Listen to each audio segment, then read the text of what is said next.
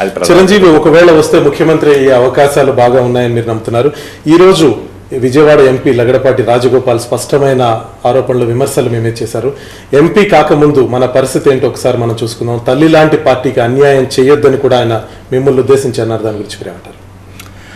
ఆయన ఎంపీగా కొత్తగా పార్టీలో చేరాడు, ఎంపీగా కొత్తగా ప్రవేశించాడు.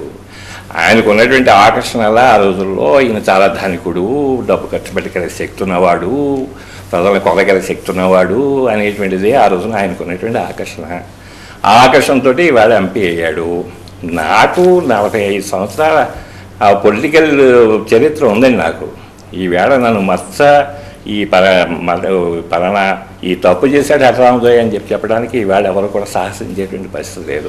కానీ కొంతమంది కాంగ్రెస్ మద్దతుదారులు మీ మీద ఒక ఆరోపణ చేస్తున్నారు. గతంలో తెలుగుదేశంలో ఉన్నప్పుడు ఎర్రకోట మీద పచ్చ జెండా ఎగురవేసే మాటలు మాట్లాడారు. తర్వాత భారతీయ జనతా పార్టీలో మీరున్నారు.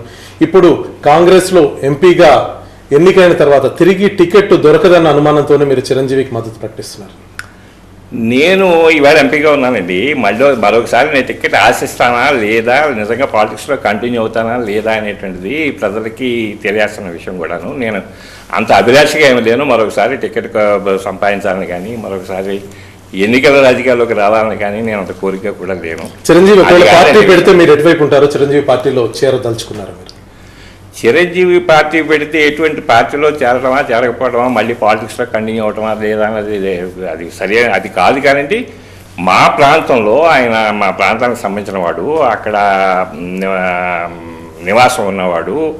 ఆయన మళ్ళీ ఈవేళ పార్టీ పెట్టి ప్రభుత్వంలోకి వచ్చి ఈవేళ ముఖ్యమంత్రి కాబోయేటువంటి పరిస్థితుల్లో మా ప్రజలందరూ ఆయన రాకని ఆహ్వానిస్తున్నారు. వాళ్ళందరూ రావాలని సంతోషాన్ని ప్రకటిస్తున్నారు వస్తున్నానంటే. అలాంటి పరిస్థితుల్లో